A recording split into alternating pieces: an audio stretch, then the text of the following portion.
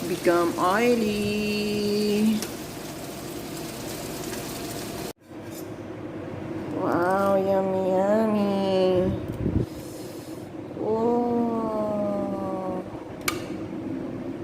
Yan.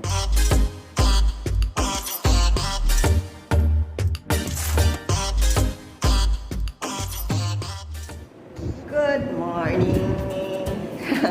Hindi na pala morning kasi 12:30 in afternoon dito. Saan ko sa inyo kung paano kung ginagawa yung grilled chicken na paborito ni Amo. Ano yung ginagawa dito sa kanila. Actually, yung paborito naman talaga ni Amo, mga ganyang pagkain, yung mga grilled chicken, sinubang isda, mga ganyan yung paborito ni Amo. Ayaw niya yung palaging may sabaw. Ayaw ni Amo yun. At kasi siguro nasasawa na din sila sa mga Arabic food, kagaya ng biryani, maskus rice, kaya gusto ni Amo yung mga try na pagkain like chicken grill, sinugbang isda, mga ganyan. So, let's go. Papakita ko sa inyo paano siya ginagawa. Chicken. Ayan yung aking chicken. Nakikita nyo may dalawang brand na chicken kasi itong isa is frozen. Itong isa naman is fresh. Kumbaga, yung pinagkaiba niya, itong bagong katay. Ito naman, siguro, yearly na to sa freezer. Kahit sabihin man natin pareha siyang manok, pero iba pa rin. Kasi ito preska, ito naman hindi. So, itong preska, kanila Amo. Yung hindi preska para sa amin. So, lilinisin natin yung ating manok.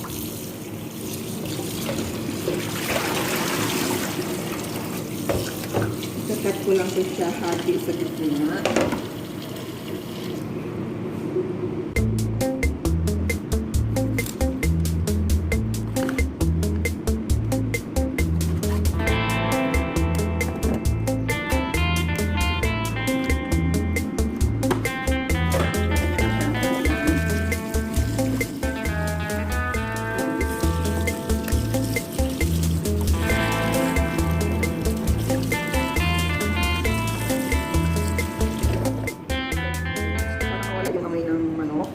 Pero kahit 20 minutes, basta mababad nyo lang siya konti.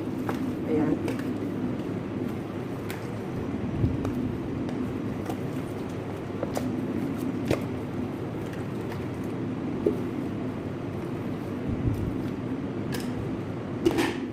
Ayan na.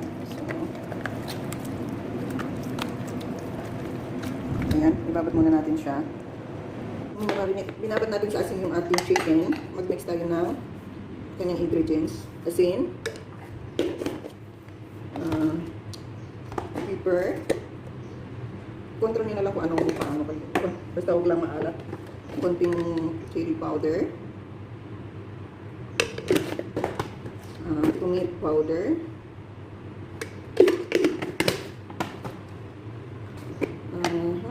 cumin powder,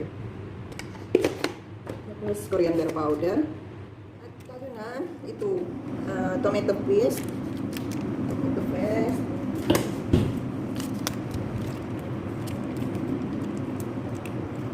Pagdagan ko siya, gawin yung isa't kalahati.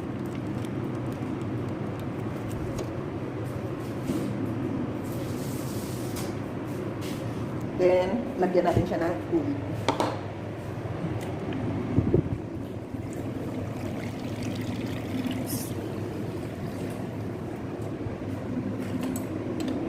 Then, i-mix natin siya.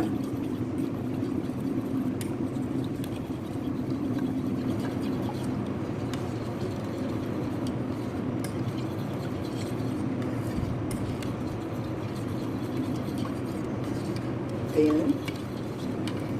So, huhugasan na natin ang ating chicken.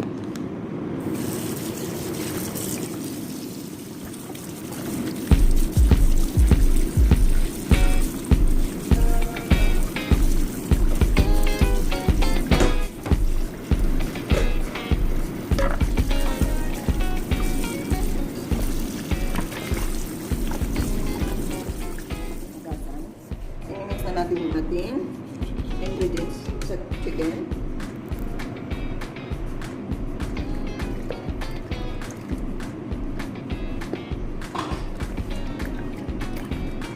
Ayan, i-mix mo siya.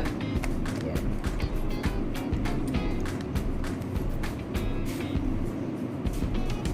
Ako binubutas-butasan ko itong mga kuha na to. Yung bread kasi para yung lasa mapasok. Ayan na. Sarap na ito kakag.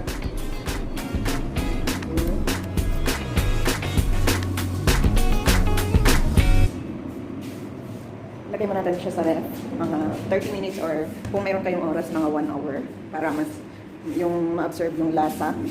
Ayun. Diyan ka muna, relax ka. Mamaya ko pa siya lulutuin kasi it's early. Kakakain lang ni Amo ng breakfast. Ayun. Slice ako. Ayun na. So, ilagay na natin siya sa oven. Dito natin siya ilulutuin. Naglagay ko ng oil ha. Para hindi tumikit yung manok.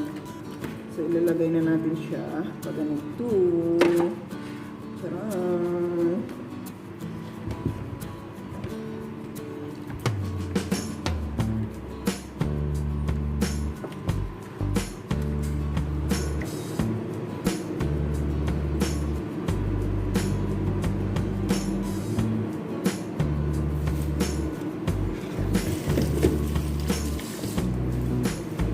Then, ilalagay natin siya sa oven.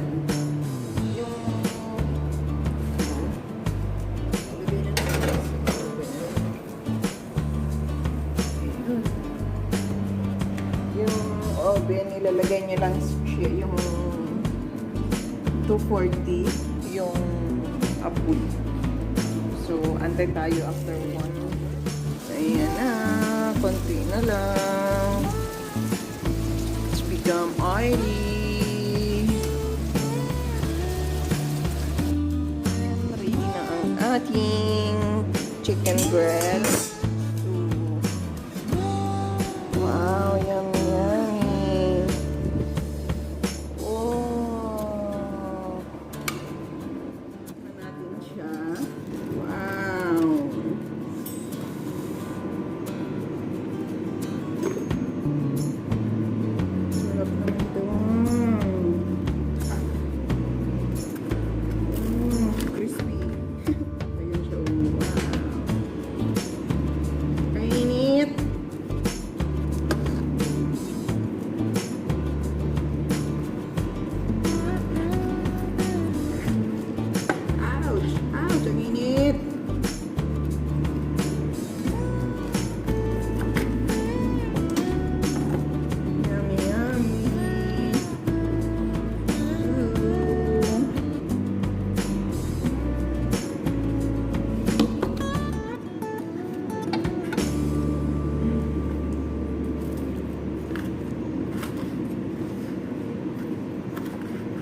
siya. Wow.